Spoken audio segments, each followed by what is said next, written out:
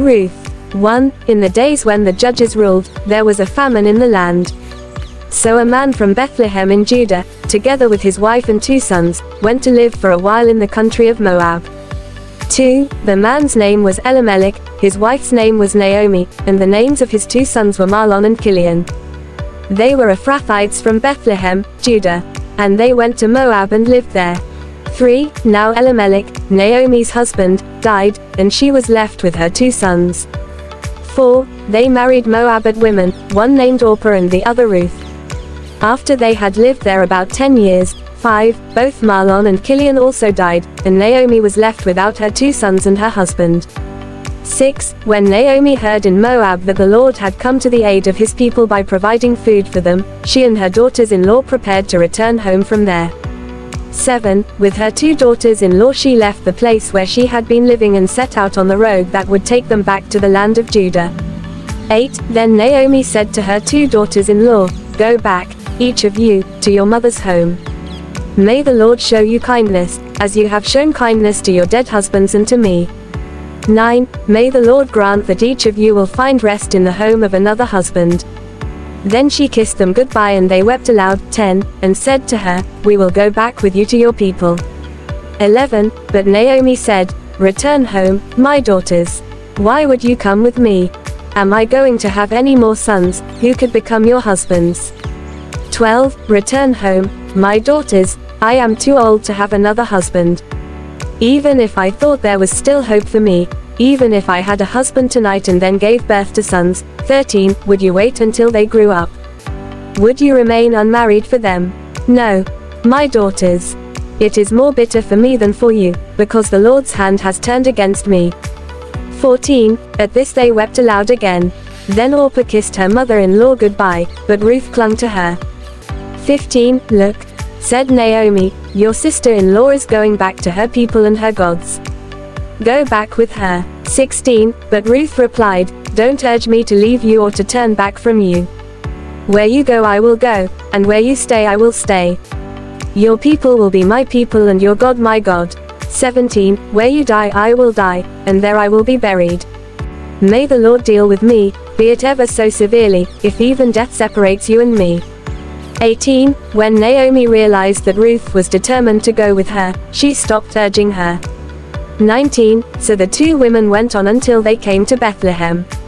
When they arrived in Bethlehem, the whole town was stirred because of them, and the women exclaimed, Can this be Naomi? 20. Don't call me Naomi, she told them.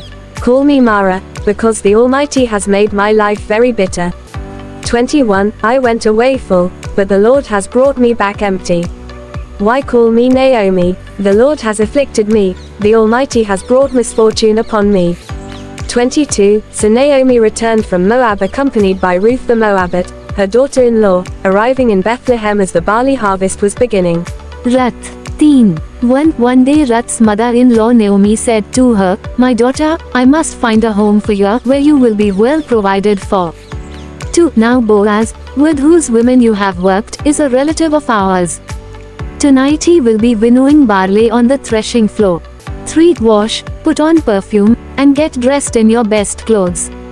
Then go down to the threshing floor, but don't let him know you are there until he has finished eating and drinking.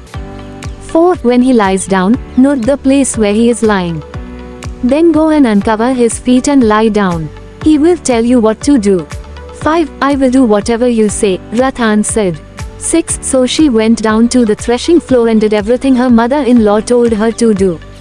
7. When Boaz had finished eating and drinking and was in good spirits, he went over to lie down at the far end of the grain pile. Ruth approached quietly, uncovered his feet and lay down. 8. In the middle of the night something startled the man. He turned and there was a woman lying at his feet. 9. Who are you? He asked. I am your servant Ruth, she said.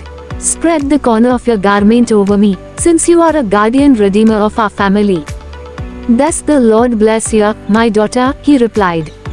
This kindness is greater than that which you showed earlier. You have not run after the younger men, whether rich or poor. 11. And now, my daughter, don't be afraid. I will do for you all you ask. All the people of my town know that you are a woman of noble character. 12 Although it is true that I am a guardian redeemer of our family, there is another who is more closely related than I. 13 Stay here for the night, and in the morning if he wants to do his duty as your guardian redeemer, good. Let him redeem you. But if he is not willing, as surely as the Lord lives I will do it. Lie here until morning. 14 So she lay at his feet until morning, but got up before anyone could be recognized.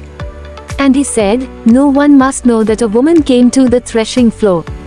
15 He also said, bring me the shawl you are wearing and hold it out. When she did so, he poured into it 6 measures of barley and placed the bundle on her. Then he went back to town. 16 When Ruth came to her mother-in-law, Naomi asked, how did it go, my daughter? Then she told her everything Boaz had done for her. 17 And added, he gave me these 6 measures of barley, saying, don't go back to your mother-in-law empty-handed. 18 Then Naomi said, wait, my daughter, until you find out what happens. For the man will not rest until the matter is settled today.